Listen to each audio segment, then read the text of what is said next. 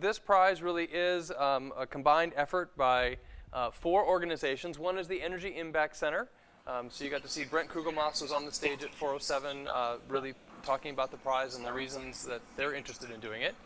We have obviously the Nuclear Department, chaired by Todd Allen, the Energy Institute here at Michigan, and also the Center for Entrepreneurship, my organization. Okay. All right, and with that, that's me. I already did that already. In case you want to know, the 3 startups I did were Natus Medical. I was in the infant hearing space. Really interesting time to join the company. It was just going public a month after I joined. Apeiron Biosystems was in the asthma space, and Earlens Corporation was in the hearing aid space. If you want to have some fun later, you can look up Earlens. We've raised just shy about $300 million for that company. And we're up over, I think, near 200 employees. But since 2012, I've been at the Center for Entrepreneurship, really trying to think about commercialization of research and how we can make a bigger impact with the science that's done in this country for both social and economic benefit. Okay, so just to give you a sense, this is the overall kind of outline of the prize. And there's a sequence. We did the kickoff workshop last Friday on Central Campus. We're having this kickoff here, and it's really just focusing on learning about kind of nuclear waste, its basic properties, and brainstorming kind of different applications.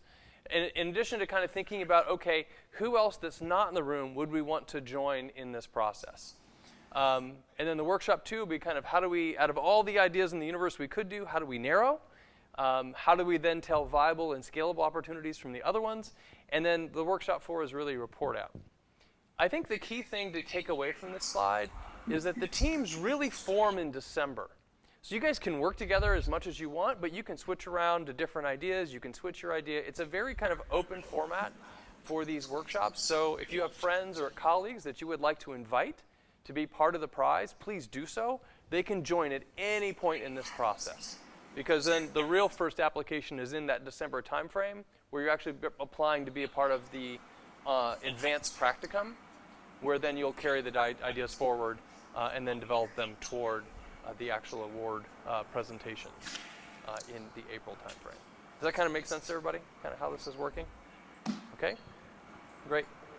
Okay, so I just wanted to spend a little bit of time talking about kind of entrepreneurship in general and the journey we're about to go on. You know, entrepreneurship is a journey into the unknown. It's very different than if you're in an established company and you've got existing product lines and you're doing kind of the next, version 1.2 of a piece of software or a car or things like that. Because in an existing company, you have lots of data already on who your customer is and the product that you're offering, and then you can kind of iteratively work from there. Entrepreneurship is fundamentally different in that a lot of times you don't even know who your customer is. You don't even know who the technology is. You don't know what the value proposition you're trying to really deliver in the beginning, but you have this vague kind of concept. And so you have to kind of go through this journey to kind of sort out who is my real customer, what's the value I'm delivering to, what is the product I'm really trying to offer. And so it's really a process of discovery. So I'm going to ask you guys, what is the one process that humans have invented for discovering the unknown? All right, what do we call that method? Dating. Dating. There's that one. That one's even older, right? This one's not quite that old. What do you guys think? Is it the scientific method? It's the scientific method, absolutely. And so one of the things that we do at the Center for Entrepreneurship in the engineering school is we teach entrepreneurship using the scientific method. It's a data-driven method. And one of my favorite quotes along that lines is from William Deming, right? Without data, you're just another person with opinion, right? That's one of the things that you will hear often in entrepreneurship. You hear people talk all the time, talk. I'm going to be the next blah, blah, blah, blah. Most of them have no data on which they're basing that. What we're going to do in this class is what you might call disciplined entrepreneurship or evidence-based entrepreneurship, where we're going to actually form hypotheses, we're going to go out and test them, we're going to get data, and then we're going to try to be smarter about the next step, okay? Right, and that is the scientific method, right? It's hypothesize, test, or interview people. A lot of times in entrepreneurship, we can't do an experiment per se. Our experiments are more, let's go talk to someone and see what they say, and we'll ask them in different ways. We'll collect data. Analyze, and these are the fancy words. These are the words I like to use. We're going to guess, We're going to ask, we're going to listen, and we're going to guess again. And one of the things that I think is kind of undersold is that I have a PhD in biomechanics, and I think actually the engineering training is really great for this because I've been wrong so many times, and I don't worry about it. I am completely fine guessing and being wrong and pivoting and trying something else, right? So this is the process we're going to go through, right? The other thing to recognize is we're going to do some brainstorming in this room, but there are only 20 or so of us in this room. Most of the data we need to collect is outside this room. It's out in the real world with real people doing interesting things, right? And so as a part of this process, we really want to try to get you out of the building as much as we can, interviewing and talking to interesting people. And with that, I would say that a lot of innovation is about the human drama, really understanding why people are doing the things that they're doing today, right? Understanding the status quo, understanding the motivations at the individual level. Because, simple truth number one in entrepreneurship, a lot of people will come to me and they say, well, you know, Ford's going to buy this, right? GE's going to buy this. Siemens will buy it. No. The people within those companies will decide whether or not they're going to buy it. And a lot of the times it comes down to the almost individual particular foibles or personality traits of individual humans as to whether or not something gets adopted, right? And you got to understand that. You got to drill all the way back down to the individual level to understand how these decisions get made, right? So we're going to really focus on people. And the other one, I mentioned this briefly already, is the number one competitor for any new innovation is the status quo. The easiest thing for humans to do is to do nothing, or do exactly what we did yesterday. It's probably a better way of saying it, right? And to get people to change their behavior and actually take on something new, which inherently has risk, quote unquote, to it, the benefits have to be extraordinary, right? And so we're going to have to look for those opportunities to deliver extraordinary benefits that will then motivate people to change their behavior in a way that is helpful to us. Okay? All right. So with that, the last thing I'd like to talk about is a general framework for, you know, as you're taking any innovation forward, I think of innovation as having really three basic steps. Step number one is really answering the question, what value do we deliver to whom? Okay? Everything we do this semester will be about step one, right? Really trying to figure out who's on the battlefield, who's interested in what value we're delivering, and what's the idea that we're pitching. If we can figure that out, then we can move on to step two, which is there a viable business that goes along with that value that's scalable, right? Where we can really get the flywheel of economics working for us and really scale the impact that we can have. And if we can answer step two, then we can finally get on to step three, which is much more like the pathway. How do we get there? Is how many dollars have to be invested in this to enable that business to exist, right? I will tell you, as someone who's now taught entrepreneurship for 7 years and kind of watched the ecosystem and it unfold as a discipline, when I came into it, we almost were exclusively focused on step three, right? You would go to business plan competitions, they would do spreadsheets, you would say, hey, here's my rounds of financing, and here's how big the market is. And we really didn't test the first two. And I think that's really been the awakening in the last kind of 5 to 7 years, is that we have to really focus on step one. What's the value we're delivering to whom? Because otherwise we're developing works of fiction in the other two. And that's why there's so much focus on step one. All right. So with that, I'd like to turn it over to Rose to give us a little primer on nuclear waste. And before we do that, you have to take the mic. I'll drop the mic and then you can take it.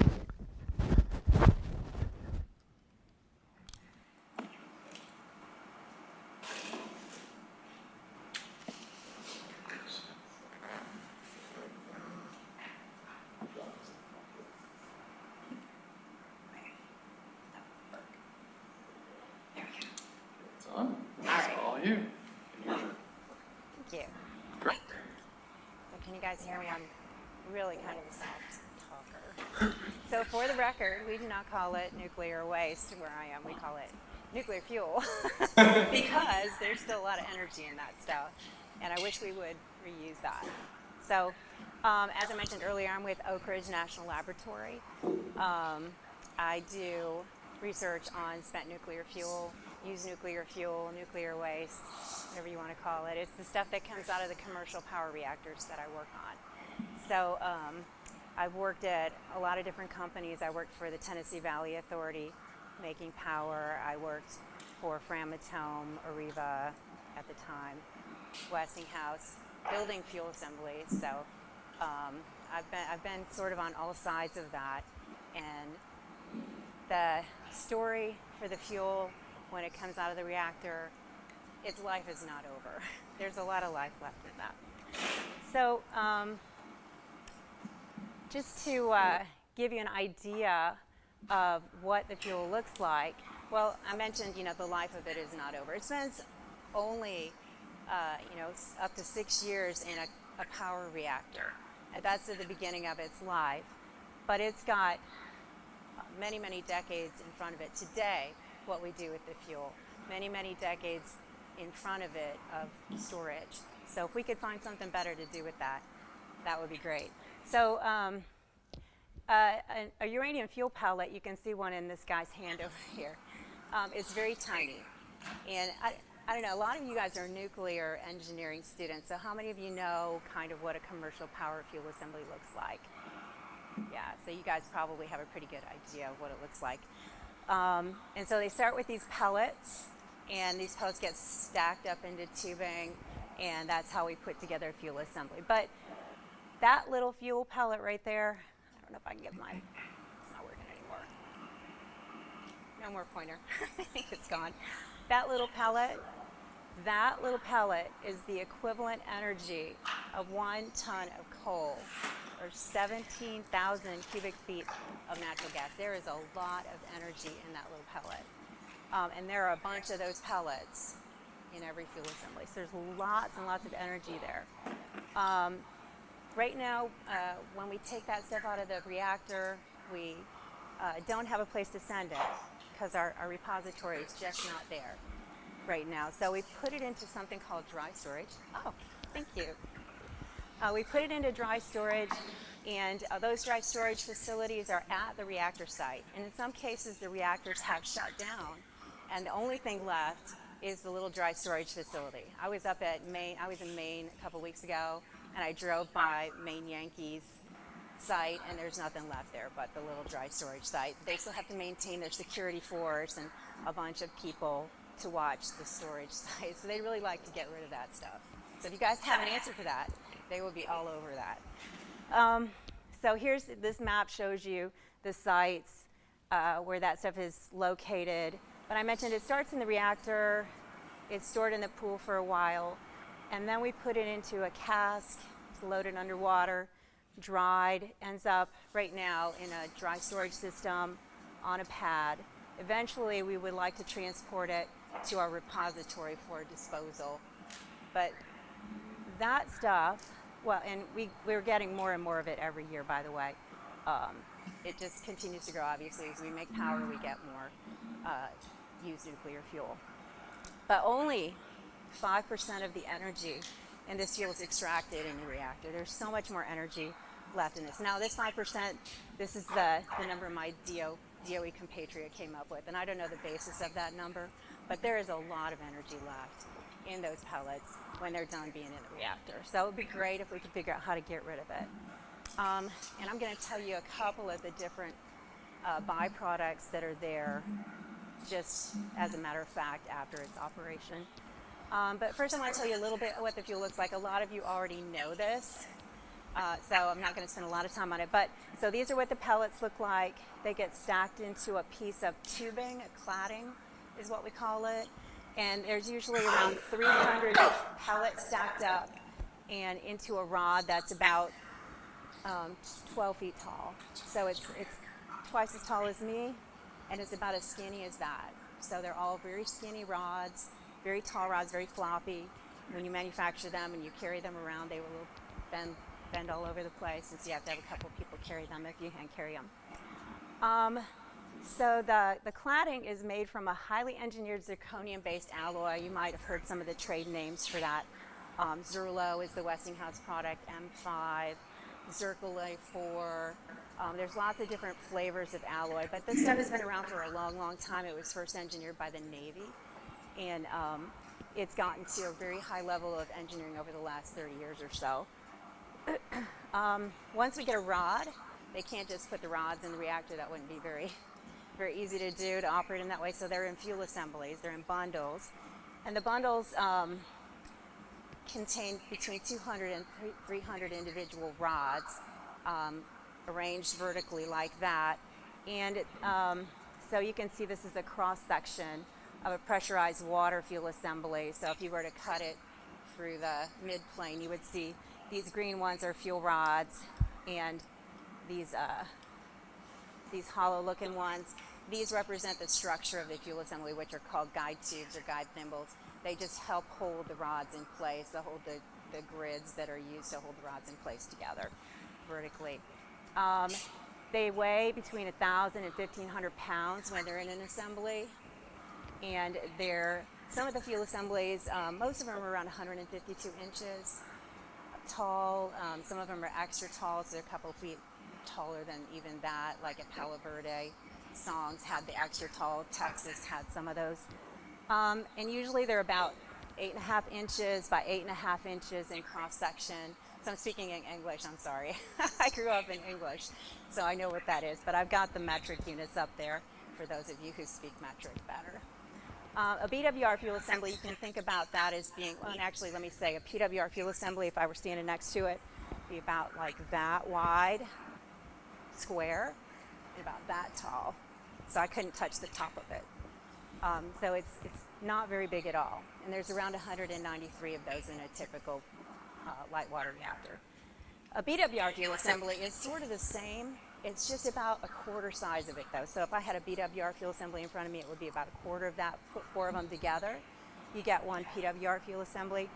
And they put cans around the BWR fuel assembly's channels, so that directs the water flow in a certain way in the BWRs. And they use different control rods, which is one of the reasons they have those.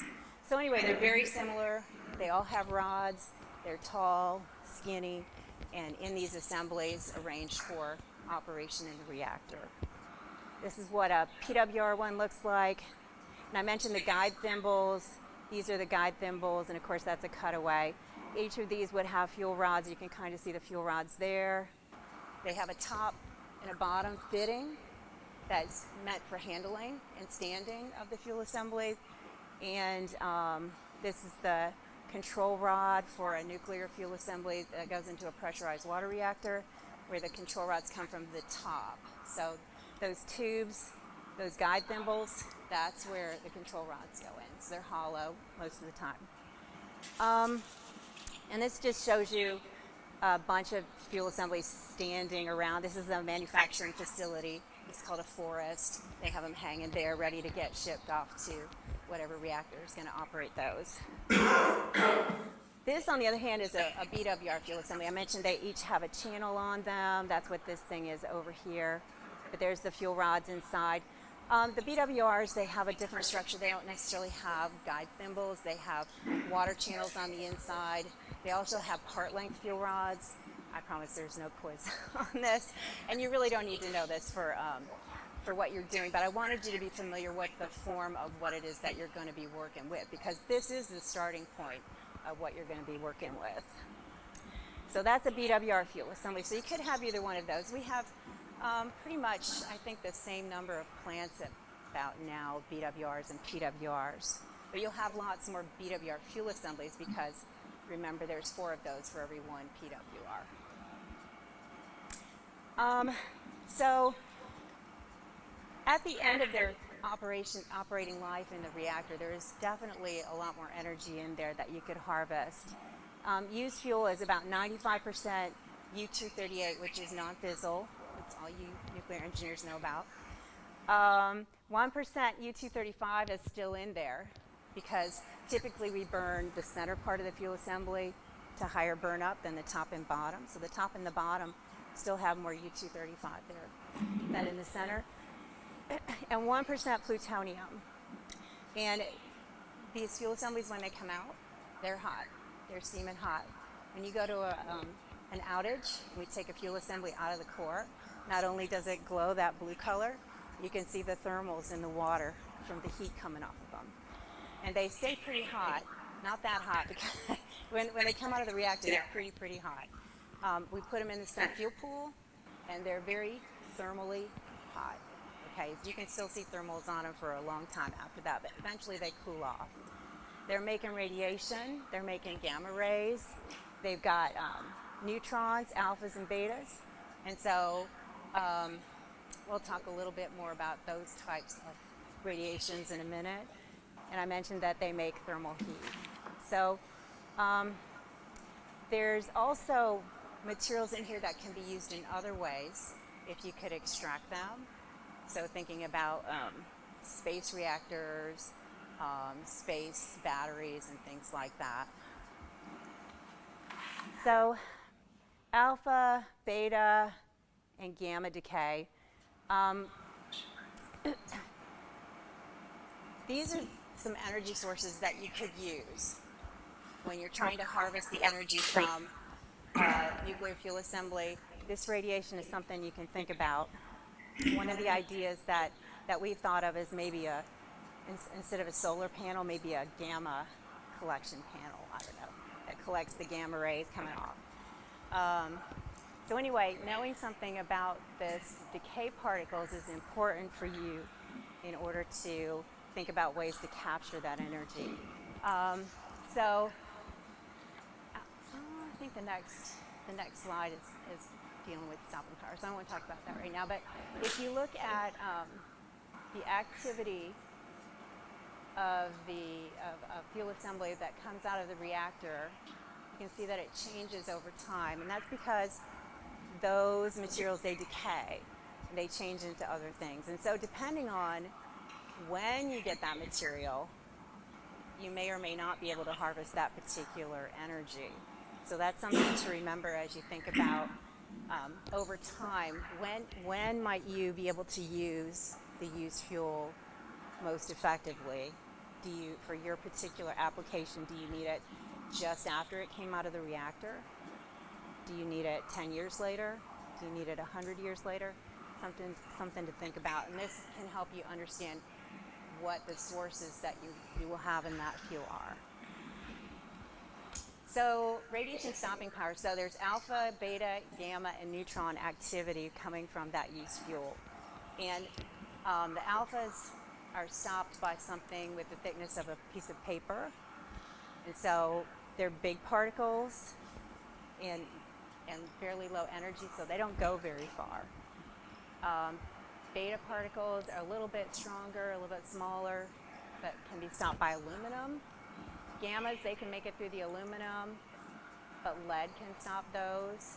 And neutrons can go through all three of those. Is usually captured in something like a concrete or a paraffin. And you nuclear engineers know about cross sections and all of that.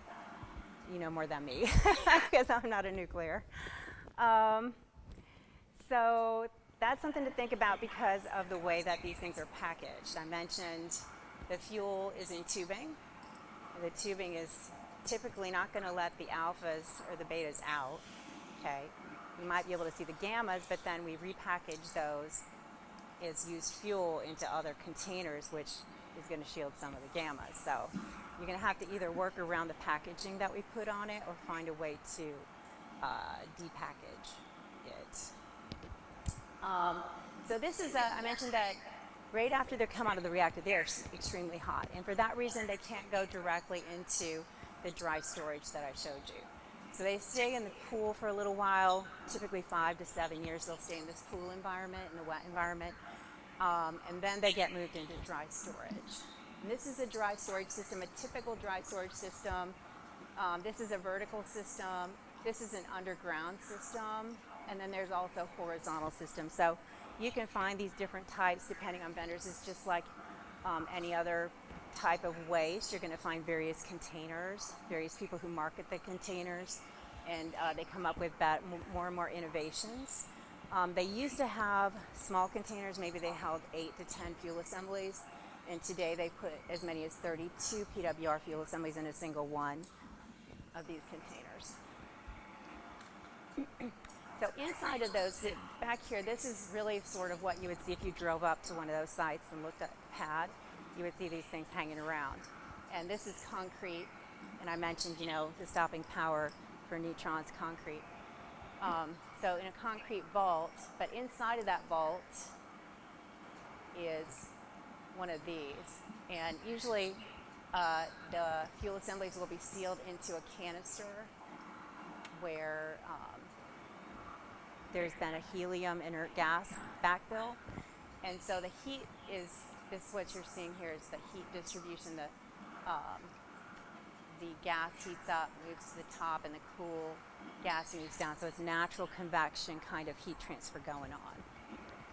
And this is showing the canister of the fuel in one of those storage systems. I think this is an underground storage system. So you've got interior to the canister, you got some heat distribution, and then exterior to it, you got external air coming up next to this canister, cooling the canister surface, and then leaving the system. So it's all passively cooled. We're not allowed to use active cooling, no pumps or fans or anything like that. And then we keep it contained by, first of all, the fuel is in the tubing. The tubing is with the assembly is inside of a canister which is sealed, and then that sealed canister goes into one of these systems which protects it from the environment and cools it. I was wondering, why are you not allowed to use active cooling? Because it's just like a nuclear power plant. If the power went out and you relied on that to keep it from melting or whatever, it would be bad. Right? So I wanted you guys to be familiar with this not because you have to start with this, but because in a lot of cases you're going to be dealing with the waste stored in these things. So if you wanted to step up and use it as is, you would either have to work around these storage systems, or you would have to be able to pull it out of those storage systems. So that's something to think about. And my DOE compatriot, he added some slides about the repository. So eventually we hope it's going to get to the repository. Right now, the site has been researched, engineered, and I believe is ready for use. It's underground, it's a geological repository, it's dry, you don't expect to get a lot of water there, so that's one of the key things when you're storing something for that long. You really need to limit its water exposure. We're not using that yet. But eventually we're going to have to transport. Remember the map where I showed you where all that stuff, especially East Coast reactors, we've got to transport all that stuff over to our West Coast repository at some point. And so it takes, right now we have a rail system, we have the ability to do ocean transport, and there are people actively working on these systems to make sure they're ready to go whenever the repository opens up. I'll skip that. So let's go back. Let's go back to your project, because what you're really interested in here is trying to harvest the energy that we talked about. So there's thermal energy and there's radiation energy that you could harvest from the fuel. And this is a picture that shows you how the heat coming off of this fuel changes over time. So it starts really hot. I mentioned that a couple of times. It's really hot. And at the beginning of its storage lifetime, you get around 1,500 watts of decay heat in each fuel assembly. So think about your hair dryer. So your hair dryer is about 1,500 watts. Turn that thing on high and make that heat all day long, every day, 24 hours a day. That gets pretty hot, right?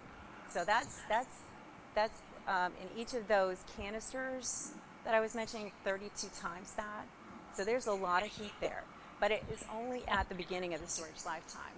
So if you're wanting to harvest the thermal heat, you're going to want to do it as soon as possible, because it gets colder as time goes on. And once you get about, say, 100 years, the heat's just not there anymore. It gets cold. Essentially, it's getting cold. And this gives you, I gave you the cross-section if you were to look at a storage cask. And so if you're going to work with it in its environment where it is now stored, it's hot in the middle and not as hot at the periphery.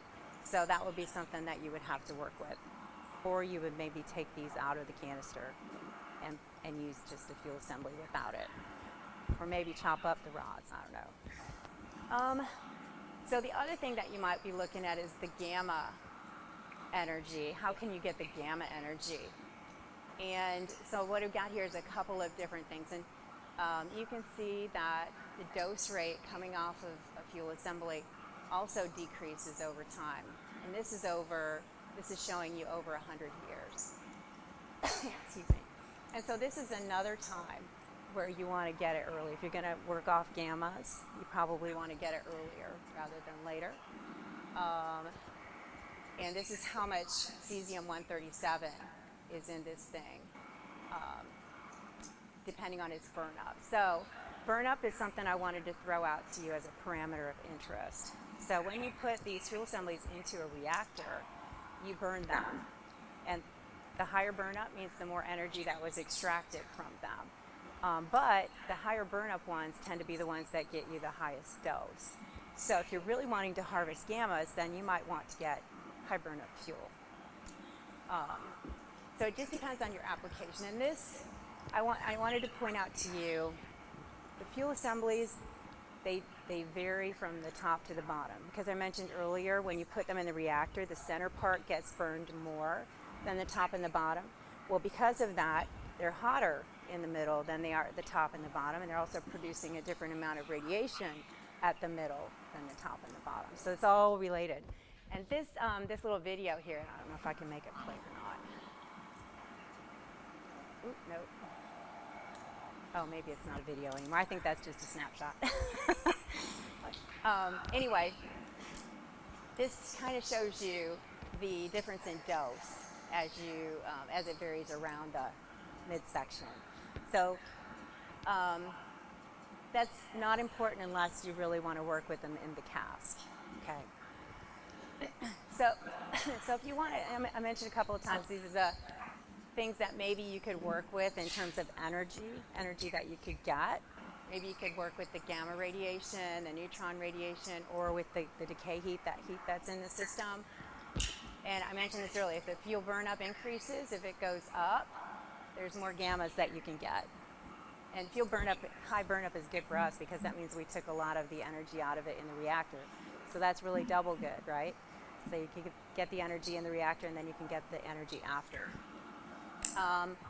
Or you can also get more neutron radiation if you got high burn up and more heat. So high burn up fuel, for that reason, would be a good choice for you to get into your energy capture system.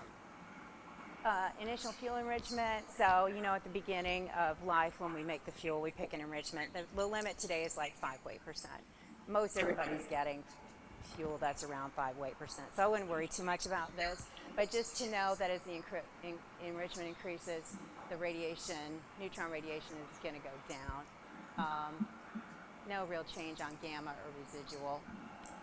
And then, as I mentioned earlier, the longer that it sits around, the less gammas, the less neutrons, and the less residual heat you're going to get. So getting it sooner rather than later is the best idea. Getting it as it comes out of the reactor and putting it into your widget is the best idea. But there's significant handling challenges because it's highly radioactive, right, and it's really hot. So you have to weigh your systems against what it is that you're wanting to put in them. And then the other really important consideration that you have to deal with when you're working with radioactive materials is what does the radiation do to the materials that you're using? Let's say you're going to make a solar panel, a gamma collection panel, and you make it out of plastic. Well, guess what? Plastic does not last long in radiation. Plastic is not so good because it produces hydrogen, and if you produce hydrogen into a closed system, you can have a bang, which is generally not a good thing. So you have to pay attention to what the radiation is doing to your materials. If you're using metals, you can get radiation swelling. It can make the metals brittle. So maybe 5 years after it's been used, maybe your widget is going to break because it got brittle. Water, obviously you're not going to be using water for a structural material, but if you use it for cooling or heat exchanging or anything like that with the fuel, you have to remember that it can produce hydrogen or that it can make steam, which you may not want it to do.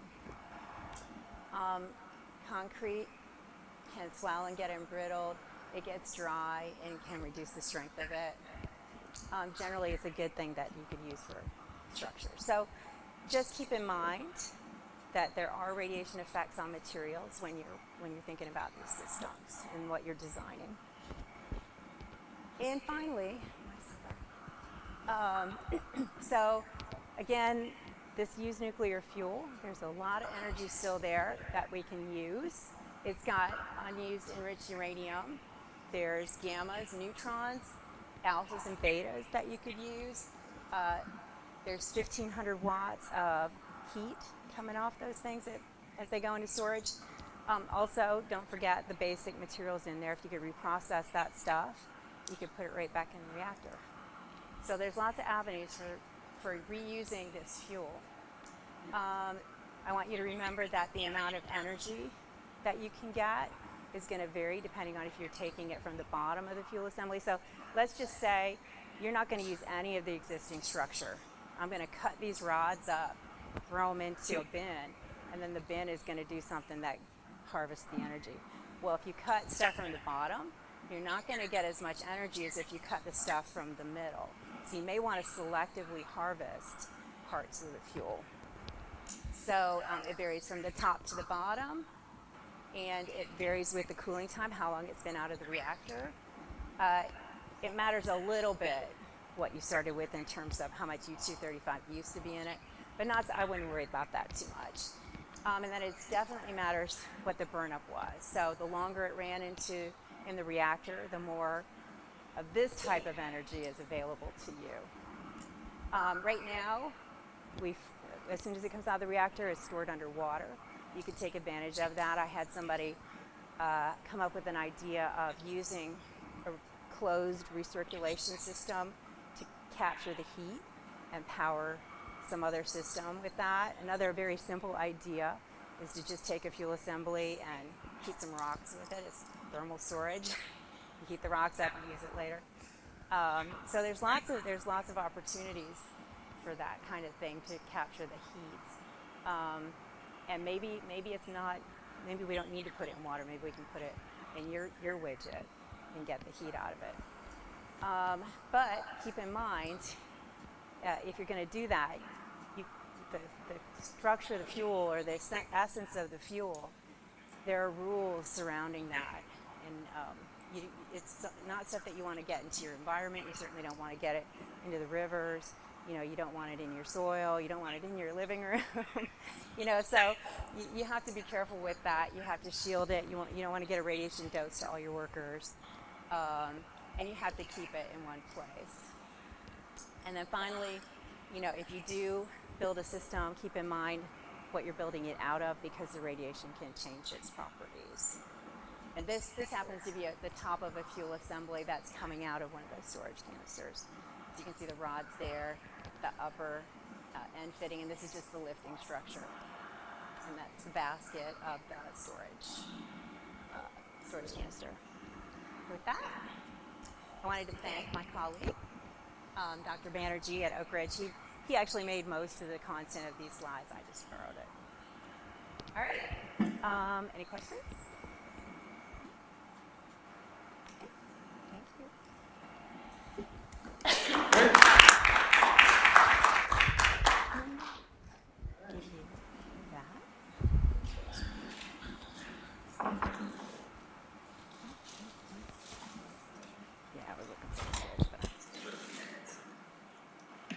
Okay.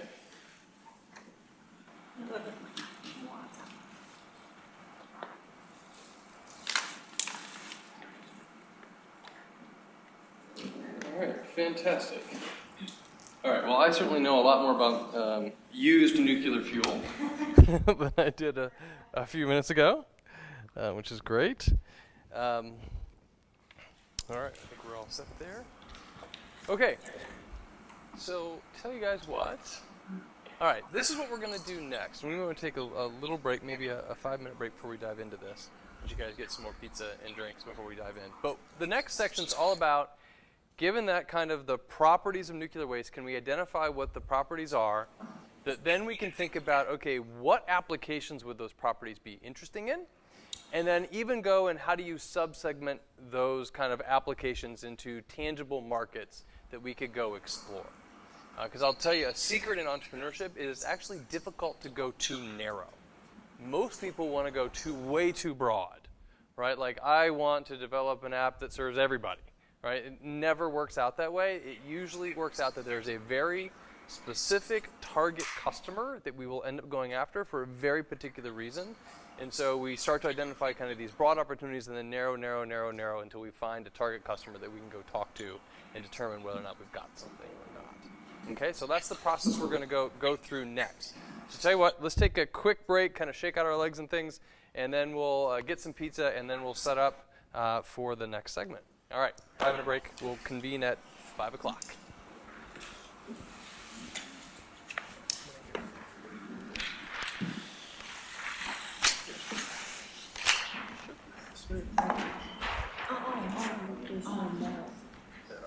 Hey, it's my birthday. I didn't. Oh, pizza. I saw it on Facebook like after. Allergies this year.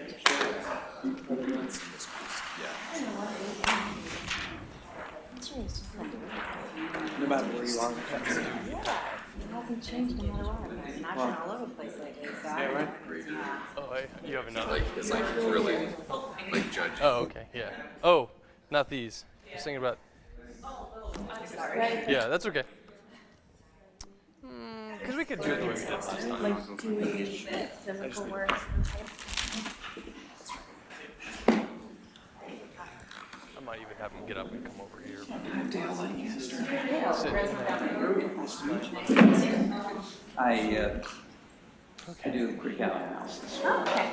Smithfield applications. Cool. My husband's a really big guy. Oh, who's your? Richard Montgomery. Okay. He's actually UConn graduate. Okay. Yeah. What's that? Yeah, I think so. Okay. We'll just let people grab I'm some. familiar with the criticality. This much. Yeah. My expertise is more in the materials and that. Not a nuclear engineer. Yeah. So, I'm just, I'm now, I have a consulting company. Oh. I am basically retiring from consulting and joining Todd, do another one? Oh, that's great. So you're hanging out, getting me some stuff. Yeah. Yeah. Yeah. Exactly what's happening. This is my retirement plan. Unfortunately, I still don't have one of those. I need to get one. So so they say. Well, this is really a fun project. I'm very interested. In fact, we have this. Have you heard of the MED school?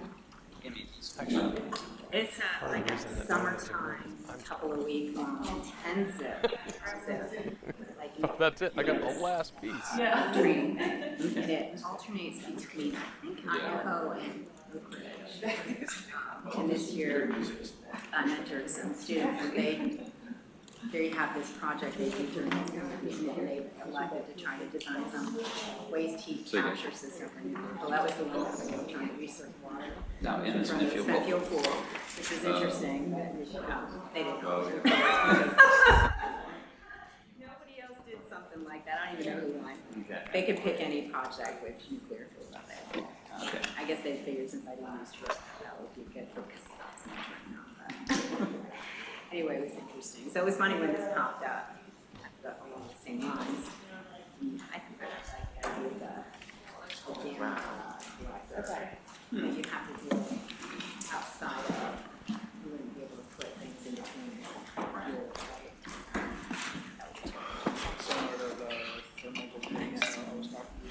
Yeah. All right. I think it is almost 5 o'clock. So tell you guys what, why don't we all stand up and you guys come over here, because this is a giant room and there aren't that many of us. So Everyone kind of come over here. What are you doing? Oh, actually, I lied. I forgot. I want to do an example first. So sit back down. Then we'll go back. Forgot what I was doing. Okay, so before we dive into the nuclear example, I guess I got so excited I wanted to dive right in and do it. Before we do that, I want to do an example of this process on a different technology. So there was a company called Augury that had a technology that could essentially measure vibrations, both kind of vibrations as well as ultrasound vibrations. And they had a hardware device and a couple of algorithms for basically listening to machines. And then they had a way of doing some signal processing to then compare what got picked up to, is the machine working properly, and actually different diagnostic conditions. And they had some user interface to help people make sense of it. So what they did is they went through the same process to try to figure out, okay, we got this thing that does interesting things. What do we want to use it for? And so what they did was they tried to go and they first identified what are kind of the key properties, kind of the categories of things, and then what are kind of the unique core technical elements of this object. And we're going to have to do the same thing for the used nuclear fuel. So for example, they figure, okay, we've got this listening hardware that records vibrations. It's really small. It's portable and robust. It has a high sampling rate. We've got our algorithm, which has all these properties, and our user interface, which has these properties. So what we have to do in this initial session is come up essentially with the same kind of diagram for the used nuclear fuel. All right? Does that make sense to everybody? Okay? Now let's move on to try to do the nuclear fuel. Any questions about that process? Okay, great. Why don't you stand up and come back over to me? All right? All right. Wait for the roll.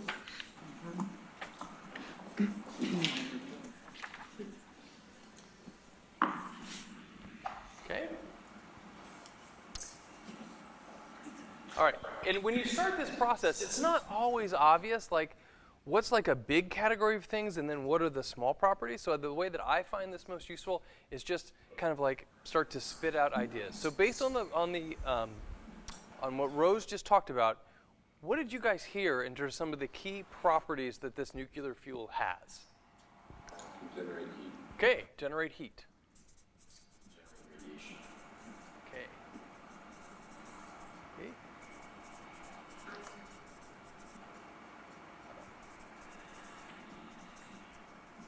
Okay, high energy density.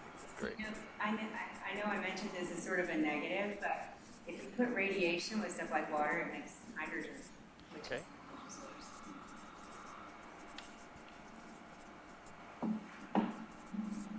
Oops. Yeah, equals. You get H2. Cool. What else? What else did we hear? It can be broken into compartments already in small little pieces. Okay. Small pellets. Which then are built up into these assemblies, right? Okay, what else? What else did we hear? Last a long time.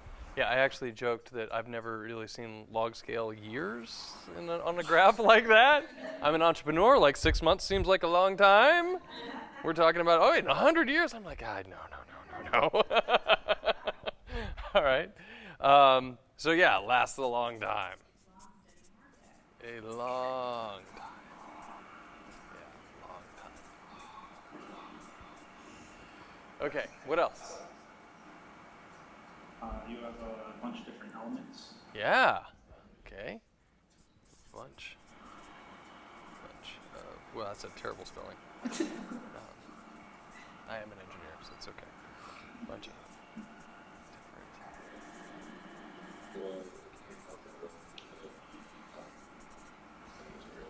Yeah, okay. Yeah, it'd be interesting if you can turn that into a positive, right? Like, when would you want that? Other materials? What else do you guys hear? Signal. Okay. Talk a little bit more about that.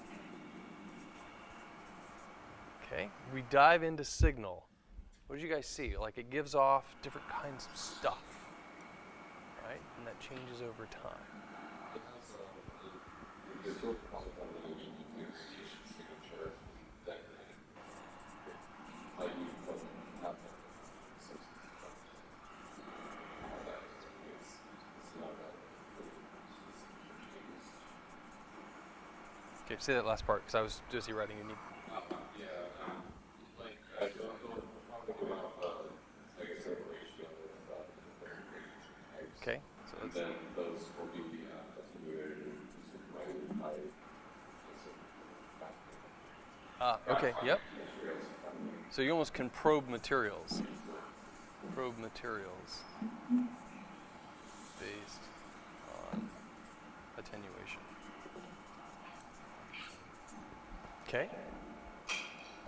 What else do you? Yeah.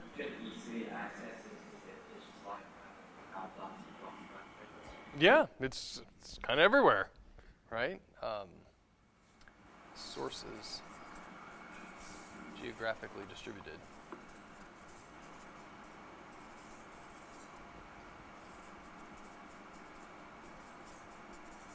But I think I saw the second button, just no one else is using it. It's yours to create. Yeah, exactly. Exactly. It's now a cost sink, right? Actually, someone would probably pay you to take it away. All right. Yeah. Right.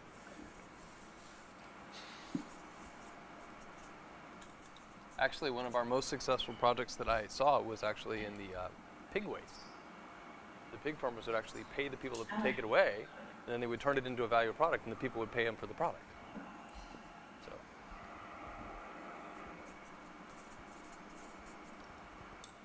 Okay. What else did you guys have? What else do you guys think? That's actually a pretty good list. Pretty good list. Okay, based on that, all right, what do you guys think that, like, if you were to go back and fill out, what do you guys think the headings are? Right? What are the big categories of things that you guys see? Okay, energy might be one, right? Okay. What else?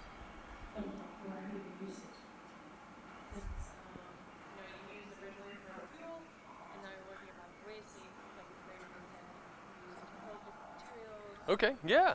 So why don't we call that like signal, right? Right, there's a bunch of different things and properties under signals. What's that? Availability, yep.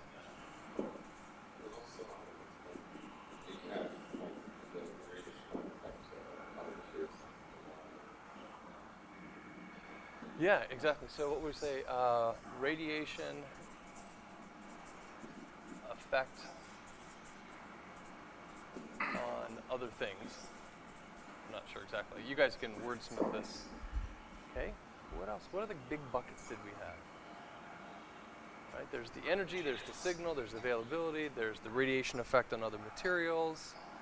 There's the materials themselves. Yeah. Like, is isotopes like a good word for that? Maybe. Right. There's different isotopes that might have different abilities. So I tell you what. At this point, why don't you guys, I think there are actually only 4 slots. Pick 4 you actually have a page. Pick 4 that you want to do, and then write down kind of what you think the key abilities are under each one of those headings. All right? And then we'll go through the next example. All right? So head back to your seats, and we'll have you guys do that for a minute, and then we'll go on to the next one.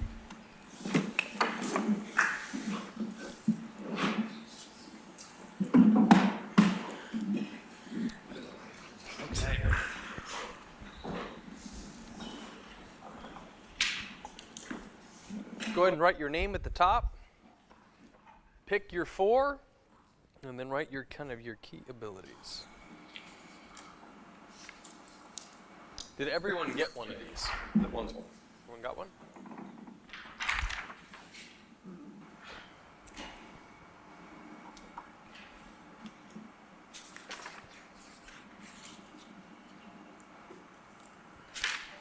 This one's going to be.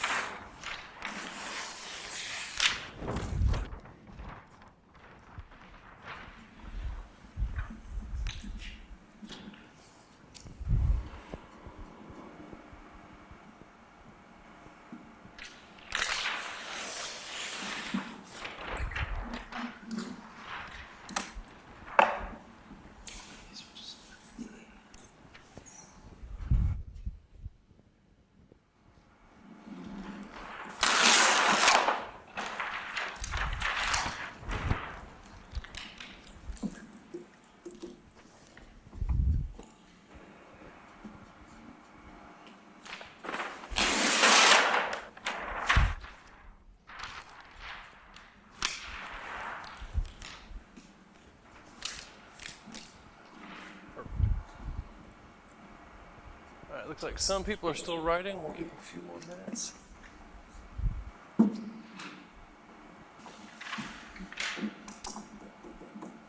All right, looks like most people are getting close.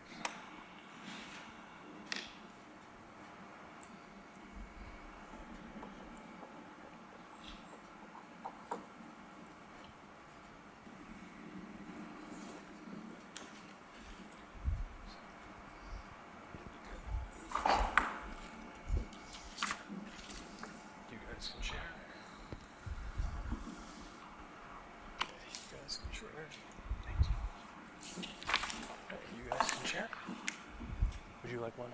All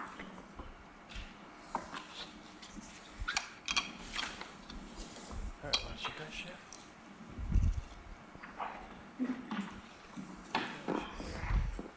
And, oh, that worked out. Thank you for all of you for coming in an even number. Okay. All right. So the next thing up is to start trying to think, okay, I've got these core capabilities. What are applications that immediately come to mind? And you guys might know some right off the bat. And some of the more experienced people in the room might actually know of some applications that have been tried in the past. And those are key ones to kind of immediately write down. But for Augury, these were the ones that they started to focus on. One was, hey, we got this general tool for predictive maintenance of machines, but it could be applied in the commercial space with like factories. It can apply in the consumer space, with your washing machine. Or it could be applied in the medical space, like listening to your arteries or to your lungs. And then they started to go through an example of saying, okay, now within those, we have to narrow in. So commercial machine market is gigantic, right? There are freight firms, and underneath that, there are cooling container and refrigerator trucks. There's factories that have manufacturing machines or infrastructure equipment. Under consumer, there's vehicles, like cars and motorcycles. There's household tools, like, again, washing machines, and also heating and cooling. And under medical purposes, there's like artery and lung diagnostics, okay? So what we have to do is we have to somehow start to generate that list of applications. So before we start, does anyone know of any applications right off the bat that they want to mention to me? Just right off the bat. What comes to mind? Please, go ahead. Tritium production. How do you spell that? Oh, Tritium. IUM. What is that? It's hydrogen with extra neutrons. Oh, okay. Okay. Okay, what else? Anyone else got one that comes right off the bat? I actually have a company that is trying to take possession of my used nuclear fuel to make medical isotopes. Okay, medical isotopes. What are they using the medical isotopes for? For cancer treatments and stuff like that. There's actually a shortage of medical isotopes in the U.S. I think they're making Molly 99. No, not Molly 99, but that's one of them. Okay, they're making medical isotopes. Sounds like for therapy. Yeah. As opposed to imaging. Yeah. Okay. All right. Any other ones that come immediately to mind? What was that? Electricity production. Electricity production. Okay.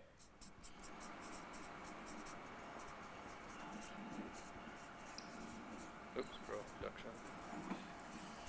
Okay. Equipment sterilization. Equipment sterilization. Awesome.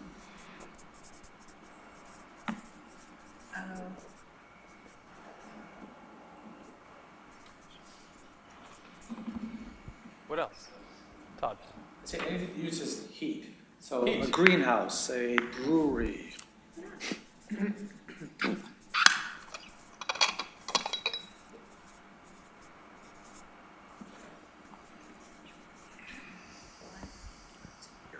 All right. Okay. Other thoughts?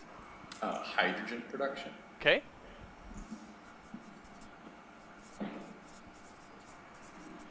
All right. And I can't help myself, so I like to link these two with fuel cells. Yeah. Right? Yeah. Cool. All right.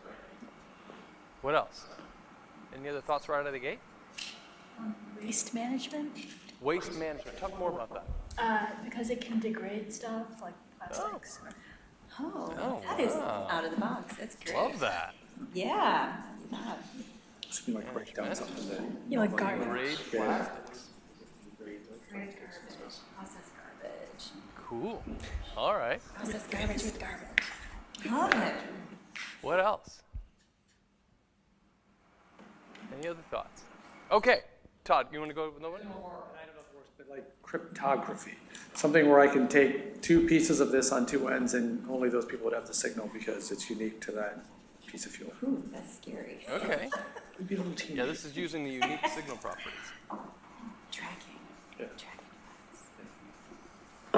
And I'll add one that's kind of related to that, which is anti-counterfeiting. Counterfeit. Right? Where if you could have, like, if you knew, like, something had a unique signal and you could embed it in your Gucci purse or your whatever, you know, you could tell easily, is that the real thing or is it money or whatever? Again, you have to use an appropriately small amount, which I have no idea how small that is. But, I asked a guy the other day, he wanted to put it, I met a civil engineer. I thought he could put in his roads, keep them nice and warm without the snow. sure, anti-snow melting.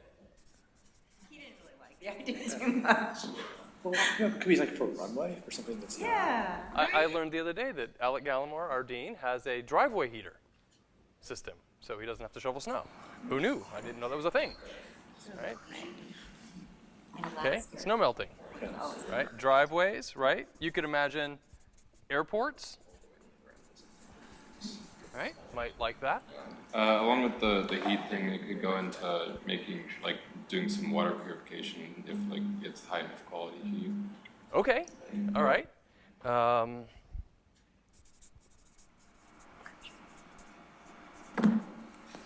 Okay, awesome. Space fuel. Spacecraft fuel. Okay. You guys are doing great. All right, if we hit a little bit of roadblock, I want you to go to this sheet. Okay? And I think there are they're front and back. So 1, 2, 3, 4, 5, 6, 7, 8, 9, 10, 11, 12, 13. There are 13 pages. Okay? So let's just count off by teams. You're in groups of 2. So let's just count off by groups of 2. So you're 1, 2, 3, 4, 5, 6, 7. We got 7 groups, okay? So just whatever number I gave you, go to that page, okay? By the way, I should tell you what this is first. This is the Global Industry Classification Standard. So it actually classifies all industry. So all economic activity falls into one of the categories on this page. So go to that page, and I want you to think about how might nuclear fuel be used in something on the page. Okay? All right, so you get basically oil and gas, which that one's fair. What did you guys get? Ooh, mining, diversified chemicals, industrial gases, all right? We already found that one, right? Yeah, exactly. You just brainstorm on that one. You guys got aerospace, heavy electrical equipment, industrial conglomerates, awesome. You could also use it as a.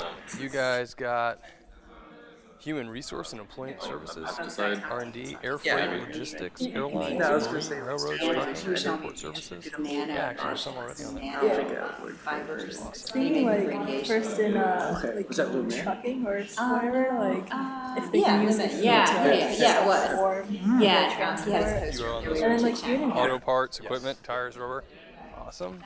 Something you could do. I think like Right? Nanotech. Yeah, consumer discretionary. Actually, no problem. It used to be a radiation, maybe people try to do this. I might have you on the wrong. Right? But it's sort of limited. Yeah, you could be that one or that one, doesn't matter. I don't know. Which one are you guys? Very Telecommunications. Okay, great. In gaming. even heavy electrical Well, equipment, like well, electricity. some isotopes like do fuel cells like or give up whatever. like fluorescence or not fluorescence, like the glow rather. Or actually, maybe like how they said the heated driveway. Yeah, I was thinking of, like, there's a couple Yeah. Metals, well, we have radiation. way off, like, from radioactive. Well, if you use Like, I'm not really sure. What do we use hydrogen Well, for? they're using, I almost mentioned it's really, but it's really No, but it is. Go, there's how this. they're doing desalination. Okay. Which Like there's probably security not alarms, enough the unique heat here to do signals. desalination. But you could do a small batch of desalination. So was- that's I wonder similar how you'd to use that this kind for of office processing. supply. Yeah, but I was actually wondering about, Like you're talking More- about boiling water. well, like, no, I guess like like, heated chairs. is there something about? Or even like pellets and heating fibers and systems. trees? Throw it in a vat and expose it to radiation, it breaks it Somehow it breaks it down. down faster. I mean, I don't know. It would actually, it would radiolysis, because it's mainly water. Yeah, So right. you would create hydrogen while you break down the wood, Yeah. and then, I don't know how fast that would be. Very fast. Well, you have heat, so you need water. So you could probably just, Generators. so you have all these things here that you could potentially, Is this the same radiation I don't for think like there's any cancer cancer. treatment? Right. No copper. Yeah. Well, a lot of these are high, there are a lot of high heat industries. I don't Processing, yeah, I don't know. Yeah. Specialty chemicals, chemical processing, fertilizers. And it all depends on like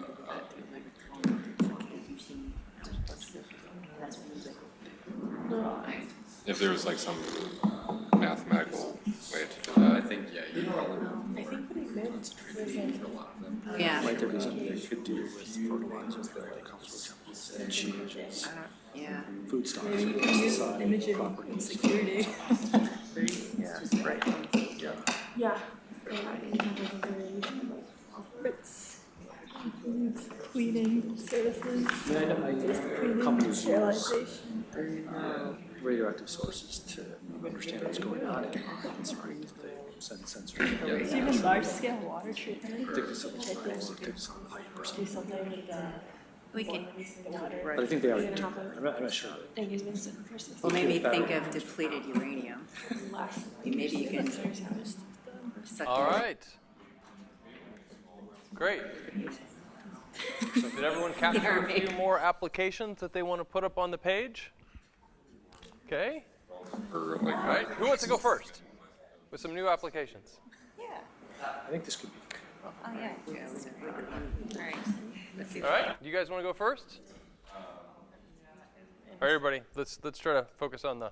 One would be rare metals like palladium and rhodium for fuel cells and automobile parts. Metals for fuel cells? Yeah, fuel cells, automobile parts, and then also we've got electronics. Okay.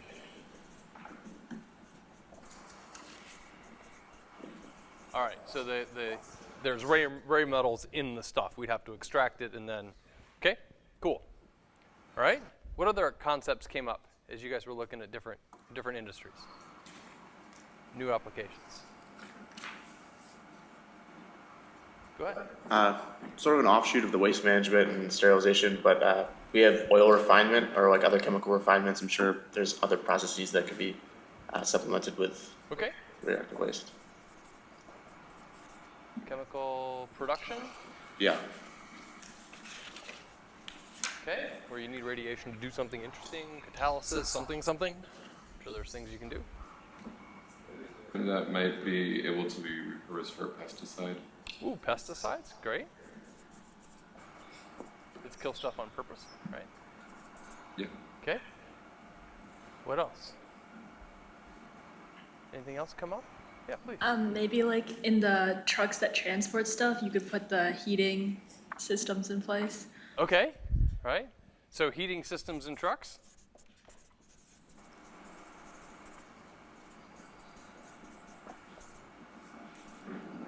Awesome. All right. Go ahead. So we have casino under our category. So I was thinking because the radioactive decay is a probabilistic process, right? Okay. Or you use it as like a random number generator. Okay, cool. I love it. Casino, true random number generator. And that could tie into like somehow taking advantage of that for the cryptography thing. Okay, yep. Kind of relates back to the cryptography. Cool. All right, what else? Active interrogation, identify like oil deposits or rare earth metals or something, like possible drilling or mining locations. Okay, in that you're really using them as the kind of almost like a ground probe Yeah. situation, okay? Ground imaging,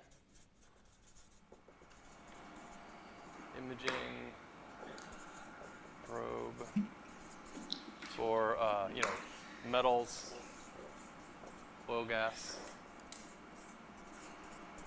Okay? What else? Go ahead. For large freight purposes, it could be used similar to encryption as like a form of verification that what you ordered actually arrived. Yep, okay, so it's called logistics verification. Actually, that's almost related. So this one, the counterfeiting, like I know there's a huge problem with semiconductors knowing if the chips are authentic or they were made at that plant. If you could embed some kind of fingerprint so you knew that chip was made at that plant at that time, that would be super useful. Okay, awesome. Kind of also along the lines of heat, we had like remote location heating, so just having radioactive material for heat generation somewhere where other heat production isn't possible. So remote location heat generation. Okay. What else? Any other ones come to mind? All right, let's do this. Add 7 to whatever number you had before, and let's do it one more time. Okay? Take your number you were before, add 7, and then go to that page, and then see what you can come up with one more round. I think it might be this one. This one.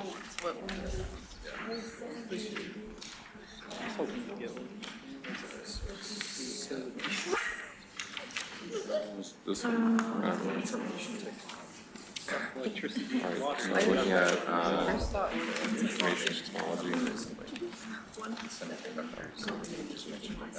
I mean, food related. Yeah, like payment developers. Hey, I'm telling you, in banking, that's awesome. Bitcoin algorithm, I don't know. Banking. Security. Well, I think you can do like most kind of thing. Oh yeah, that. they said anti-counterfeiting. What else do banks do? I guess like transaction. How do people hack banks? They get into account. You want to know where you're like somebody steals gold and melts it down? Could you make it so like no, that gold came from?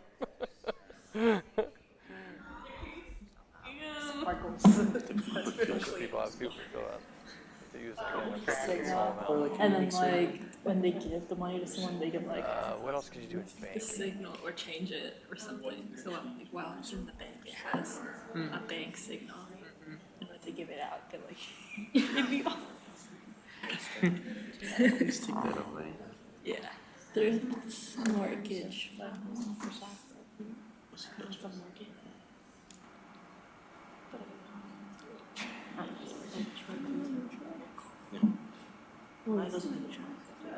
Finance is like security, making everything secure. I don't really know much about this stuff, so. I don't know. People are interested if you can figure out how to do that. Right, exactly. Exactly. Huh. How air conditioning worked back in like Roman times, they just pumped like hot water throughout their house. Yeah. So, like, you just connected the nuclear fuel bond. I think that's all.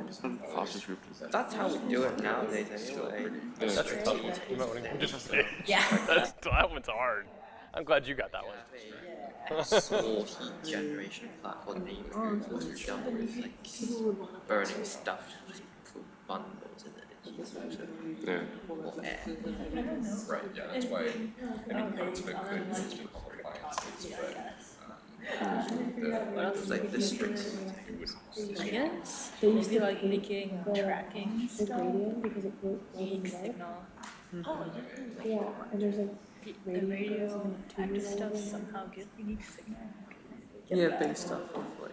So each one will be different. Right, and like you can have like a different combination of some, like that will give you a different. But won't it like happen sometimes to be the same? Will it always be unique, or like isn't there like a chance for it to be the same? I know they use like that kind of stuff on like C4 and the explosives. Like, because they're little pellets. When they explode, yeah, like they can go in and go find like those trace amounts of radioactive particles or whatever, and they'll get the signal and they're like, oh, this was made here and this was had these loads. You're right, it's heavy. you hold it, you keep holding it, looking at it. All right. Okay, can we add a few more applications? What did people come up with? So, any more we want to add to the list? Go ahead. So going up two ideas, waste management.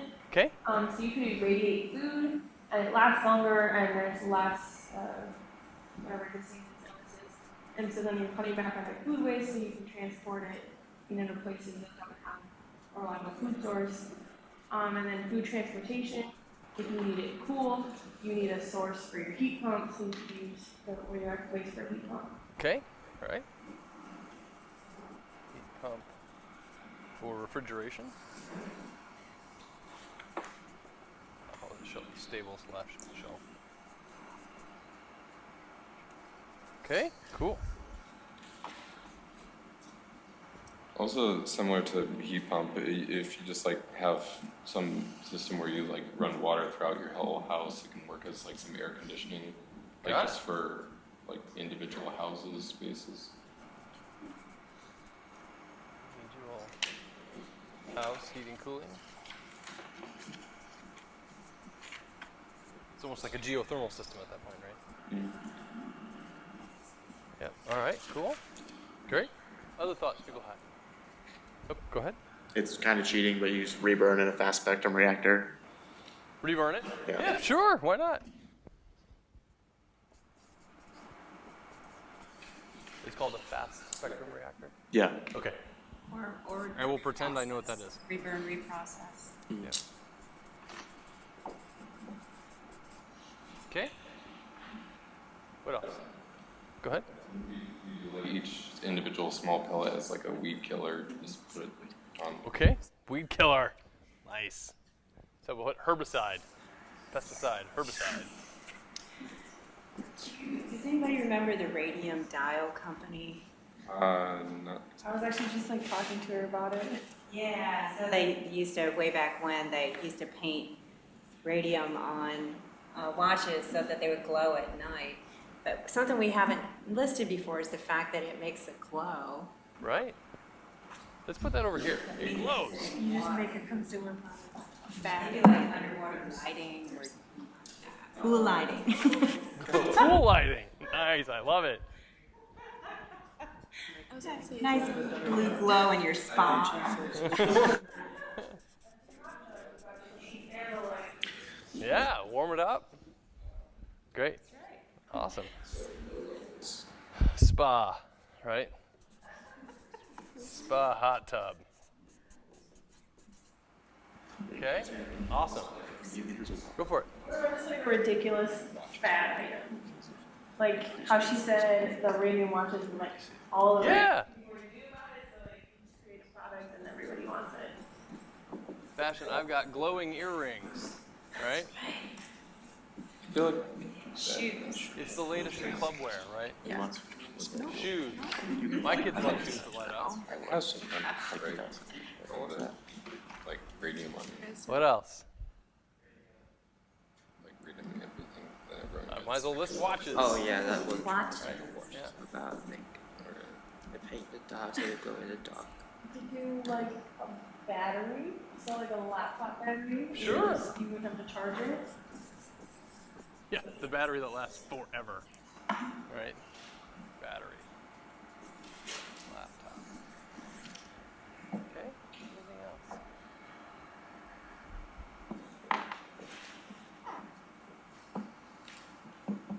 Okay. All right, I think that's good. We've got a lot of good brainstorming, a lot of interesting ideas. And so the last thing I want to do with you is to try to take, now we've got a lot of ideas on the page. Now we can kind of look at it and say, okay, do these fall into certain groups? And can we actually start to segment those groups in a way that actually generates even more ideas? And so let's do an example of, all right. And I think the one that's just perhaps easiest for my brain, because I think it'll be a good example, is to do electricity production. Okay? Because I think in many ways, if we look at the list, there are a lot of different kind of contexts and ways that we've talked about producing electricity. And this is, I'm just doing this as an example. You can do this with a bunch of different things on the chart, but we'll just do one and then we can, you guys can hopefully apply it. So electricity production. Okay, so let's think about, if you're in the electricity production business, what are the different kind of big groupings of electricity production that are out there? Oil, coal, gas, is that what you're thinking of? So I was almost thinking like scale. So you're at like grid scale electricity production? Right. Yeah, exactly. And then we can kind of work down. That's one example segmentation, right? So if you're at grid scale, this would be, you know, power generation, right?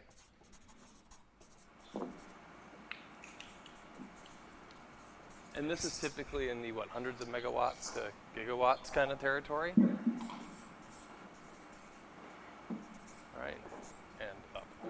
Okay, what's the next, what would be kind of the next scale down, right? Okay, and, okay. Okay, what's the next scale down? Households. Households?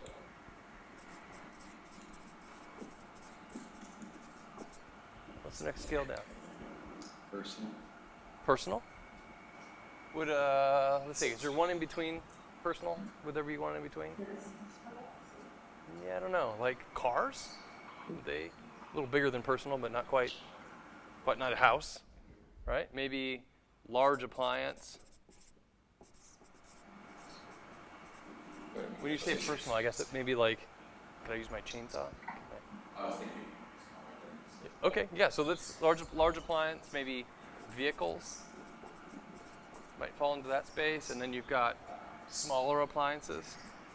Battery size stuff. Yeah, smaller appliance. Maybe even toys. Right, I get tired of replacing the battery in my kids' toys, let me tell you. And rechargeables are terrible. Smaller toys. Okay, what else? Let's keep going. Smaller than that? Pacemakers. Pacemakers? Yep. Actually, that's a good one. Everyone know you have to have a revision surgery every like 7 to 10 years? They have to cut the thing out, put a new one in. Yeah, I was a med guy. You have to actually go in, cut the thing open, and pull it out, put a new one in every 7 to 10 years. You have to hope your leads don't break while that happens. Okay, pacemakers, awesome. Right? Can you go any smaller? Yeah, maybe like MEMS. What? What are MEMS? Microelectronic, mechanical systems, maybe? I just call them MEMS. Little tiny, like almost like wafer scale, right? It's like semiconductor, little levers, things like that. Oh, mini electronic devices. Okay, pacemaker. It's called hearing aids. I was a hearing aid guy, so. By the way, this is kind of this is probably in the milliwatt range, right? These are probably in the microwatt range, maybe even nanowatt, right? Anything smaller? Can we go even smaller? You're like an electric microscope or electron microscope, just like the angstrom. Okay. Probation. Not sure where that fits. Where would we put an electron microscope? Where would that fit in the? No. It doesn't go for electricity production. You said just something smaller, so. Yeah, exactly. Where you got smaller in scale for sure. All right, that's good enough. So this is an example of, now if we think about different things we've already talked about, that might hang off of this. So maybe we'll pick, as you go smaller, like there's a zillion different segments inside small appliances toys, right? So here, let's pull this one out because I think there's a lot of interesting stuff there. So in terms of small appliances, and these are probably in the watt range, I'm guessing, right? This is like kilowatt range, right? What are microgrids? Anybody know? What are these generally targeted at? They're just very low megawatts, so like 1 megawatt. This is like this is the megawatt range? Yeah. Right, and this is probably in the 10 to 100 watts kind of range. Maybe a little bit larger. But that's pretty interesting how it all kind of breaks out on nice scales. Okay, so under the smaller appliances,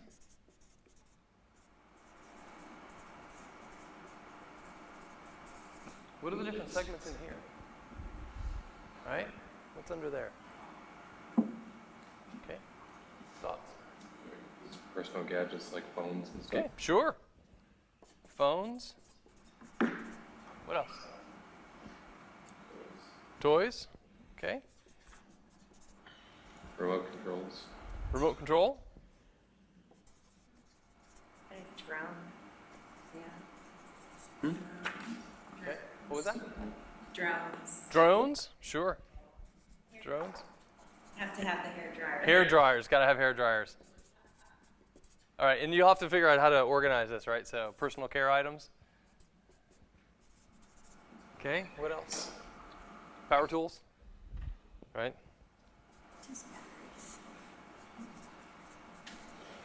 What else? Falls under small appliances. Kitchen stuff. Ooh, kitchen. Microwave. All right, anything else? TV. TV, okay. All right. Okay, you guys want to try to do one more? Which one of these do we want to segment even finer? What do you guys think? Tools. Kitchen, right? So kitchen, you could even segment even farther. So, like, what would you say? Egg beaters. Beaters. Toasters. Okay. Likes heat, right? Toasters need heat. Right? Okay. It's always on. Just stick your toast in. You know, I don't have to wait. Just need a good sensor to tell me when it's toasted. Awesome. I love it. Toasters. What else? What else is in your kitchen? Crock pot. Yeah.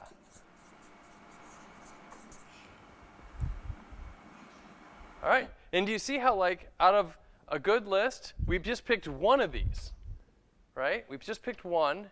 Then we started to think about different scales. And then all of a sudden, even within there, you can start to really get into a lot of different applications that you guys can think about. Okay? Do you guys want to do one more? One more? Want to start at the top again? Do one more? All right. You want to do breweries? I'll let you guys pick. You guys get to pick the topic. You want to do waste management? Anyone else? Waste management's a good one? Okay, good. We'll do that one.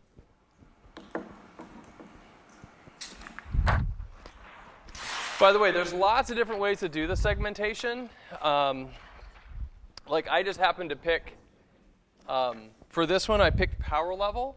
You can also pick geography, right? Because that's almost like a different access, right? I could do microgrids in Paris, right? I could do households, and go into different, Europe versus Asia versus Africa versus I think someone also mentioned remote regions, right? They might behave very differently. Islands regions might behave very differently. So there are lots of different ways to segment. So waste management. Okay. All right. Lead me. How do you want to segment this one? What do you think is a good kind of dimension along to do an initial segmentation of waste management? Types of waste? Okay. All right. Start listing them out. That'll be our first axis. Plastics. That's an awesome one because you can further segment that one too. Compostables. Okay. Non-recyclable. What does that mean? So help me understand. What does non-recyclable mean? Like stuff you can't recycle. Okay. Sure. Okay. All right. We'll write it down. I'm not sure exactly where that'll fit, but that's fine. Non-recyclables. Waste. Okay. Chemical waste.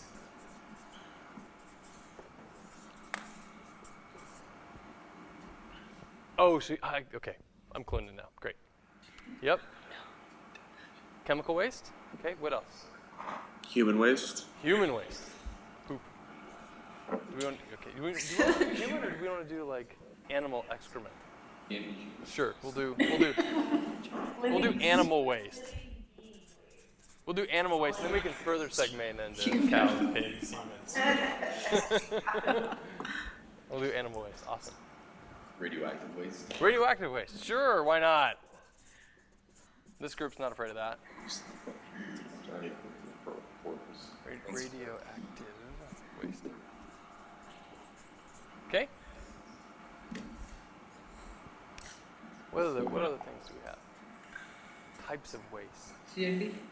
What's that? Construction and demolition waste. Oh, construction waste. Okay. Construction, demolition waste. Not greenhouse gases. Okay, yeah. Or. Natural disaster waste, sure.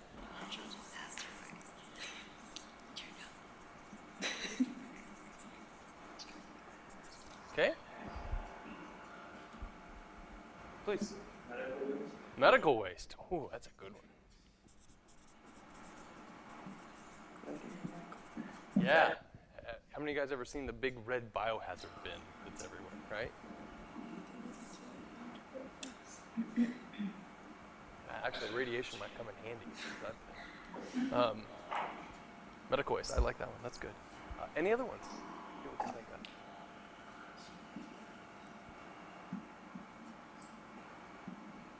Water waste.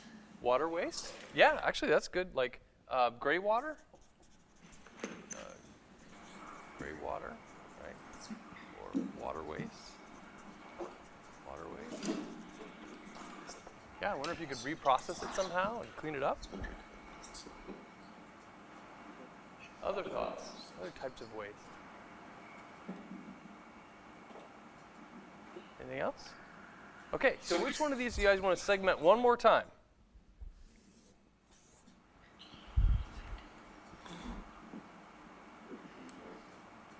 Segment animal waste? Animal waste. Actually, do you mind if we do plastics? Because I think that one will be. All right, how would we segment plastics? Plastics, polymers. Yep.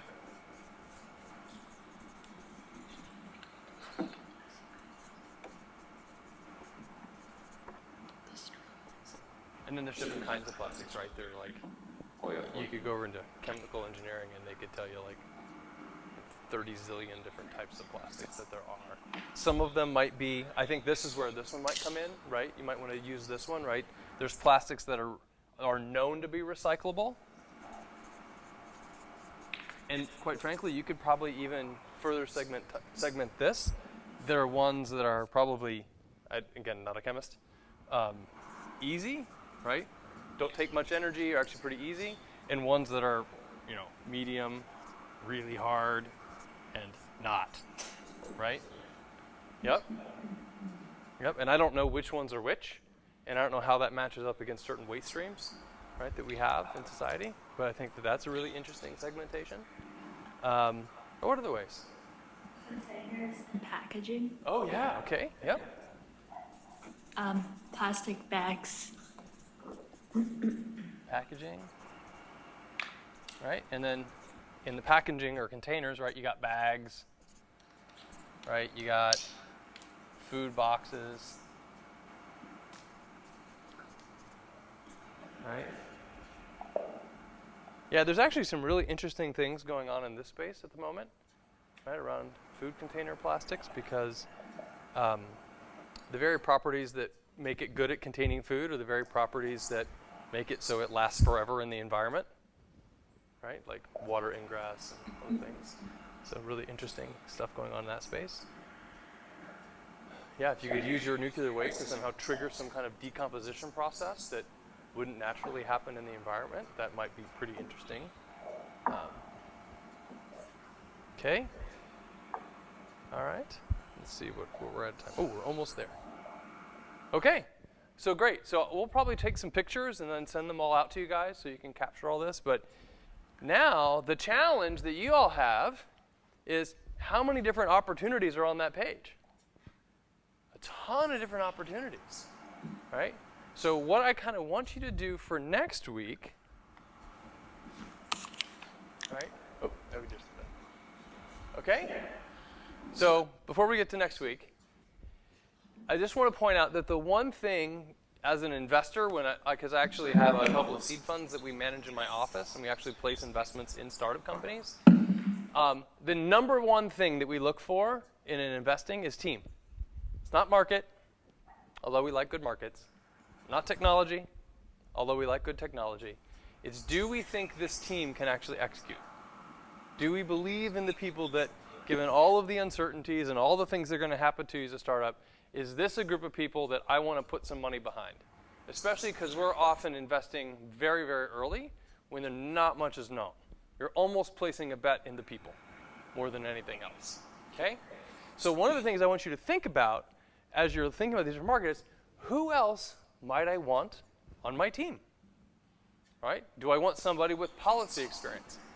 Do I want a chemical engineer that knows something about plastics, right? Do I want a lawyer that knows something about legal ramifications? Do I want a nuclear engineer? Obviously, right? Do I want an art major, right? Art and design student? Yes, of course we do, right? So these are the kinds of things that you need to ask yourself, and please invite them to participate, because we'd love to have more students involved, okay? So the next thing that'll happen is there'll be a workshop down on Central Campus at a space called TechArb. Do you guys know where Menlo Innovations or TechArb is? Raise your hand if you already know. Okay, nobody knows. Fantastic. It's actually in the basement of the building at 500 East Washington. Okay, as you come in, you go down to the basement floor. There are really only two businesses down there. One is Menlo Innovations, and there's kind of a room carved out of Menlo that is our room, which is our student accelerator space or incubator space, which is called TechArb. That's where the next workshop will be. It'll be on November 6th, I believe, also from 4 to 6 p.m. And really what I want you guys to do is think about all these different concepts that you have. Maybe talk to some friends, your friends about them. Maybe talk to some other people. Figure out kind of what your lead concepts are, why you like them, and do you have any data that you've been able to collect that support there's an opportunity here, right? Could be Google searches, could be a few interviews with folks, and then who's currently on your team, or who might you like to have on your team? So very quick, simple presentation. We'll send you a template ahead of time to remind you, but then we'll just quickly go around the room, let everybody present, and then I'll give you some new content to kind of take you to the next step. All right? Is that kind of clear? All right? Any questions from any of you at this point before I let you go? So should we just, like start looking like for other people to be part of like a team for this, like right now, or? Sure. And where is like a list of like people that have already like signed up so we can get in contact with them? Yeah, so I think one of the things that we're going to have to do is share with all of you a list of all of the students that have signed up to be part of the prize. And that way you can start talking to each other. I will have to think about how to facilitate that. In addition, I think you should just feel free to invite students that aren't currently on that list to be part of it. They're probably, you're living with them or other people you know from other classes or other schools. Please feel free to reach out to them. And if there's someone in particular you want to reach out to, or maybe you identified a student group you want to reach out to, please reach out to me and I'll try to connect you as best as I can. Because we'd love to have, again, the audience for this prize kind of grow. But it's really going to have to be driven by you guys and your outreach to other students. Okay? And it doesn't matter. If they haven't come to the first 2 workshops, they're welcome to come to the third or the fourth. Because as I said, as you guys evolve your ideas, some of you may hit on something right away. You're like, oh, this is awesome. I really want to take this forward, which is great. But some of you may pick something and then you do some searching. You're like, this idea is terrible, right? I don't want to stop this. I'd rather go work on that person's idea, right? That can happen a lot, and we expect that to happen. Okay? Does that answer your question? Yeah. Okay. Other thoughts or questions? Okay. If not, I think we're almost at time. So thank you very much.